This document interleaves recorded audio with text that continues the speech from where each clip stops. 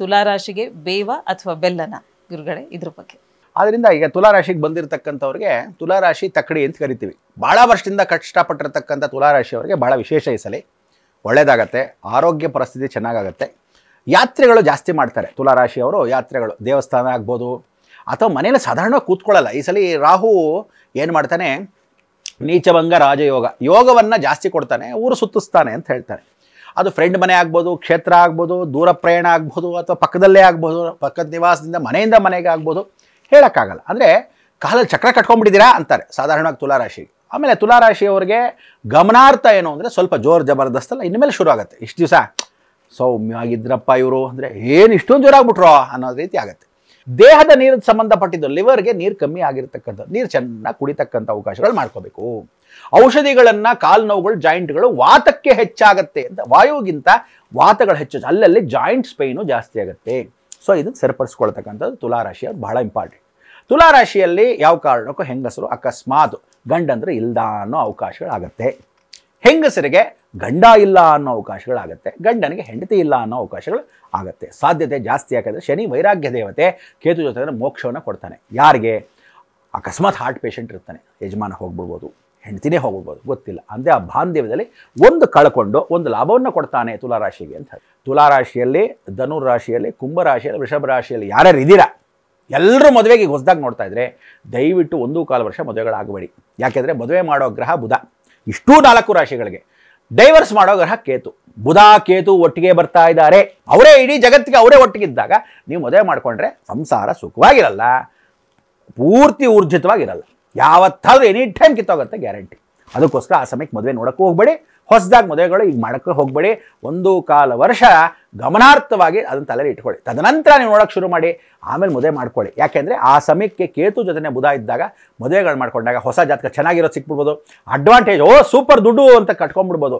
ಆದರೆ ನೆಕ್ಸ್ಟ್ ಸಂಸಾರ ಚೆನ್ನಾಗಿರುತ್ತೆ ಅನ್ನೋದು ಗೊತ್ತಿರಲ್ಲ. ಕುಟುಂಬ ಪರಿವಾರ ಸಮೇತ ಶನೇಶ್ವರನ ದರ್ಶನ ಮಾಡಿ ಆಂಜನೇಯನ ದರ್ಶನ ಮಾಡಬೇಕು. ಶನೇಶ್ವರನ ದರ್ಶನ ಮಾಡಿ ಆಂಜನೇಯನ ದರ್ಶನ ಮಾಡಬೇಕು. ಶನಿಗೆ ನಿಮಗೆ ದೃಷ್ಟಿ ನಿವಾಳಿಸ್ಬಿಟ್ಟು ಎಣ್ಣೆಯನ್ನು ಶನಿಗೆ ಕೊಡಬೇಕು, ದೀಪ ಹಚ್ಚಕ್ಕೆ ಕೊಡಬೇಕು. ತದನಂತರ ಆಂಜನೇಯ ದರ್ಶನ ಮಾಡದೆ ಹಾಗೆ ಬರಬಾರ್ದು, ಆಂಜನೇಯ ದರ್ಶನ ಮಾಡಬೇಕು. ಈ ಎರಡೂ ದರ್ಶನವನ್ನು ಶನಿ ನಂತರ ಆಂಜನೇಯ ದರ್ಶನ ಮಾಡ್ಕೊಂಡ್ಬಂದರೆ ತುಲಾರಾಶಿಗೆ ಭಾಳ ವಿಶೇಷ. ವೃಶ್ಚಿಕ ರಾಶಿಗೆ ಬಂದರೆ ಭಾಳಷ್ಟು ಜನ ರಾಜಕೀಯದವರು ಇದ್ದಾರೆ, ಭಾಳಷ್ಟು ಜನ ಪದವಿಯನ್ನು ಕಳ್ಕೊತಾರೆ, ಭಾಳಷ್ಟು ಜನ ವಿಶೇಷವಾಗಿ ಆರೋಗ್ಯ ಪರಿಸ್ಥಿತಿ ಹಾರ್ಟ್ ಅಟ್ಯಾಕ್ ಗ್ಯಾರಂಟಿ. ಬರೆದಿಟ್ಕೊಳ್ಳಿ, ಶತಸಿದ್ಧ. ನೀವೆಲ್ಲರೂ ಹೊರಡೋ ಪ್ರಯಾಣ ಗ್ಯಾರಂಟಿ. ಯಾಕೆಂದರೆ ಕೇತು ಬಂದಾಗ ಬರ್ರಪ್ಪ ಚಟ ಎತ್ತಿ ನಡೆದೇಗಿಂತ ಎತ್ತಿ ಪಟ್ಟಕ್ಕೆ ಕರ್ಕೊಂಡು ಹೋಗ್ತಾ ಇರ್ತಾನೆ. ಸೊ ಅದರಿಂದ ಯಾವ ರಾಜಕೀಯದವನಿಗೆ ಶನಿ ಉಚ್ಚ ಸ್ಥಾನವನ್ನು ಕೊಡ್ತಾನೋ ಅದೇ ರಾಜಕೀಯಕ್ಕೆ ವೃಶ್ಚಿಕ ರಾಶಿಯಲ್ಲೇ ಶನಿ ಪ್ರಯಾಣವನ್ನು ಮುಗಿಸ್ತಾ ಬರ್ತಾನೆ ಅಂತ ಶಾಸ್ತ್ರ ಬರೆದಿರುತ್ತೆ, ನಾನು ಬರೆಯೋದಲ್ಲ.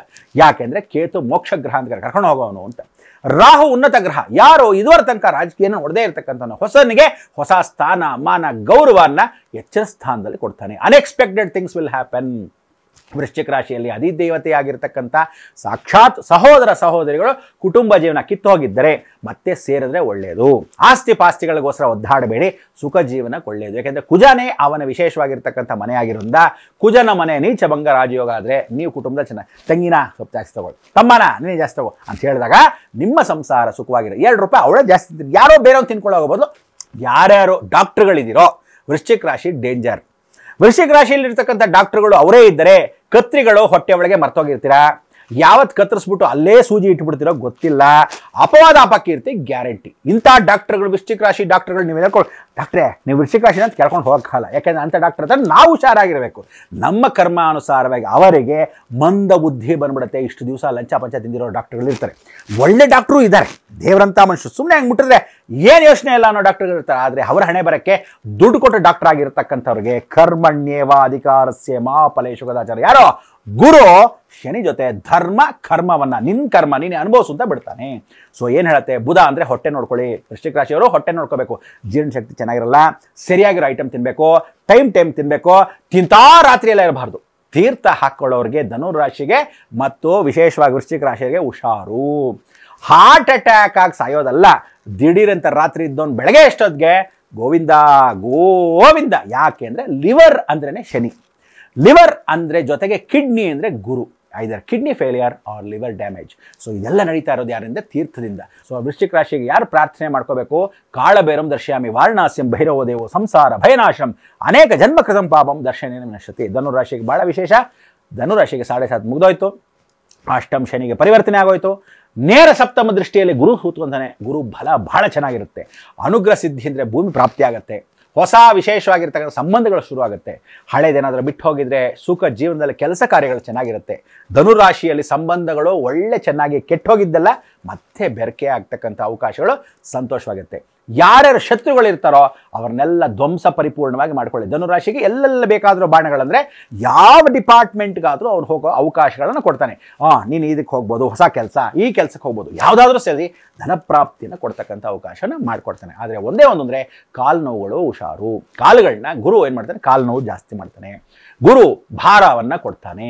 ಗುರು ಅನಾಯಾಸವನ್ನು ಕೊಡ್ತಾನೆ. ಅಯ್ಯೋ ನಿಧಾನ ಕೇಳಣಪ್ಪ ಅನ್ನೋದು ಕೊಡ್ತಾನೆ. ಸೊ ಇದನ್ನೆಲ್ಲ ಪರಿವರ್ತನೆ ಮಾಡಿಕೊಂಡು ಎಚ್ಚರಿಕೆಯಿಂದ ಇದ್ದಾರೆ ಧನುರಾಶಿಗೆ. ಏನು ಯೋಚನೆ ಇಲ್ಲ, ಪರಿಪೂರ್ಣ ಗುರು ರಕ್ಷೆ ಇರುತ್ತೆ. ಸಾಕ್ಷಾತ್ ರಾಮಚಂದ್ರನ ಸ್ಮರಣೆ ಮಾಡಬೇಕು. ರಾಮಚಂದ್ರ ಆಂಜನೇಯನ ಸಮೇತ ಸೀತಾರಾಮ ವಲ್ಲಭಾನುಗ್ರಹ ಪ್ರಾಪ್ತಿರಸ್ತು. ಸೊ ಯುಗಾದಿ ಹಬ್ಬ ಆದ್ಮೇಲೆ ಯಾರು ಬರ್ತಾರೆ, ರಾಮನವಮಿ. ಸೊ ನೀವೀಗಿಂದ ಧನುರಾಶಿಯವರು ರಾಮಚಂದ್ರನ ಆಂಜನೇಯನ ಚೆನ್ನಾಗಿ ಇಟ್ಕೊಂಡ್ರೆ ಪರಿಪೂರ್ಣ ರಕ್ಷಾ ಕವಚ. ನಮೋ ರಾಮ ರಾಮೇತಿ ರಮೇ ರಾಮೇ ಮನೋರಮೆ ಸಹಸ್ರನಾಮ ದತ್ಯಲಂ ಶ್ರೀರಾಮನಾಮ ವರನನೆ ಅಂತ ಹೇಳಿ ರಾಮಸ್ಮರಣೆ ಮಾಡಿ. ಮಕರ ರಾಶಿ ಬಂದಿರತಕ್ಕಂಥವ್ರು ಗ್ಯಾಸ್ಟ್ರಿಕ್ ನೋಡ್ಕೋಬೇಕು. ಮಕರ ರಾಶಿ ಕೂತ್ಕೊಂಡಿರ್ತಕ್ಕಂಥ ಗಂಡ ಹೆಂಡತಿ ಅನ್ಯೋನ್ಯತೆ ನೋಡ್ಕೋಬೇಕು. ಸುಮ್ಮನೆ ಸಣ್ಣ ಪುಟ್ಟಗೆ ಜಗಳಗಳು ಗಲಾಟೆಗಳು ಬರಬಹುದು. ಯಾಕೆಂದ್ರೆ 7:30 ಮುಗಿದೋಗಿರೋದ್ರಿಂದ ರಾಹು ದೃಷ್ಟಿ 2ನೇ ಮನೆಗೆ ಬರೋದ್ರಿಂದ ಸುಮ್ಮನೆ ಕಿರಿಕಿರಿ.